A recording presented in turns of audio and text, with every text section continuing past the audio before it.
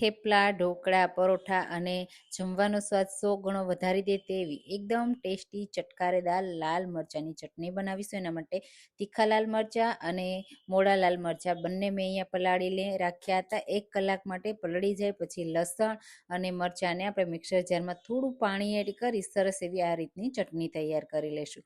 આ રીતની થોડી અધકચરી રાખવાની એટલે ચટણીનો સ્વાદ બહુ સરસ એવો લાગશે. થોડું તેલ એડ કરી ચટણીનો વઘાર એડ કરી દેશું અને મિક્સર જારનું થોડું પાણી એડ કરી દેશું અને પછી ચટણીમાંથી તેલ છૂટું પડે ને ત્યાં સુધી આપણે એને કૂક કરવાની છે. તો અહીંયા મને થોડું પાણી ઓછું લાગ્યું ને એટલે મેં થોડું વધારે એડ કર્યું છે. ધાણા જીરું પાવડર અને મીઠું એડ કરી દેશું અને થોડી વાર માટે એને કૂક જ થવા દેશું. પછી લીંબુનો રસ એડ કરીશું અને આ ચટણીને તેલ છૂટું પડે ને આ રીતે ત્યાં સુધી કૂક કરવાની. મહિના સુધી પણ સ્ટોર કરશો બિલકુલ ખરાબ નહીં થાય. પરોઠા સાથે, રોટલી સાથે અને થેપલા સાથે સર્વ કરજો. બહુ ટેસ્ટી એવી લાગે છે. તો કમેન્ટમાં કહેજો કે તમને આ રેસીપી કેવી લાગે.